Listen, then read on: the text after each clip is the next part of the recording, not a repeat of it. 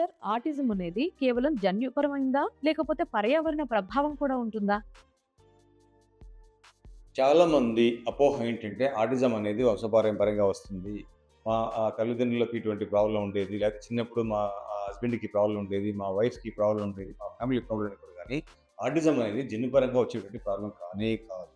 ఇది కేవలం తల్లిదండ్రుల యొక్క హెల్త్ ప్రాబ్లమ్స్ వల్ల, అప్పటికప్పుడు వాళ్ళ యొక్క ఆరోగ్య స్థితిగతుల డిస్టర్బెన్స్ వల్ల, వాళ్ళు వాడినటువంటి మెడిసిన్స్ వల్ల వచ్చేటువంటి డిస్టర్బెన్సే గానీ, ఫ్యామిలీలో ఉన్నంత మాత్రాన గనుక వంశపారంపర్యంగా వచ్చేటువంటి ప్రాబ్లమ్. వంశపారంపర్యంగా మనకు డిసీజులు మాత్రమే ట్రాన్స్‌ఫర్ అవుతాయి గానీ, డిజార్డర్స్ అనేటువంటివి మన హెల్త్ కండిషన్స్‌ని బట్టి వచ్చేటువంటి సిస్టమ్స్.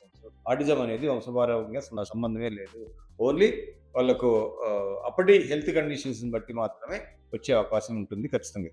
ఆటిజం అనేది పర్యావరణ పరిస్థితుల వలన టెంపరరీగా ఎక్కువవుతుందే గానీ, సపోజ్ చాలామంది పిల్లలు మొబైల్ ఇయ్యడం వల్ల ఆటిజం వస్తుంది అనుకుంటారు గానీ, మొబైల్ ఇయ్యడం వల్ల ఉన్న ఆటిజం టెంపరరీగా ఎక్కువ అవకాశం ఉంటుంది గానీ, మొబైల్ వలన డైరెక్ట్‌గా మైండ్ డిస్టర్బెన్స్ జరగదు. టెంపరరీగా డిస్టర్బెన్స్ జరుగుతుంది. అంటే గనక మొబైల్ ఒక పిల్లవాడు కంటిన్యూగా చూస్తున్నాడు. ఒక 3 డేస్ చూసాడు, లేదా ఇంకా 1 వీక్ చూసాడు. కంపల్సరీ ఎవరు చూసినా సరే ఆ మొబైల్ చూడడం వల్ల డిస్టర్బెన్స్ అవుతుంది కాబట్టి, ఆ టెంపరరీ ఒత్తిడికి, మానసిక ఒత్తిడికి గురవుతుందే గానీ, పర్మనెంట్‌గా డిస్టర్బ్ అయ్యే అవకాశం తక్కువగా ఉంటుంది.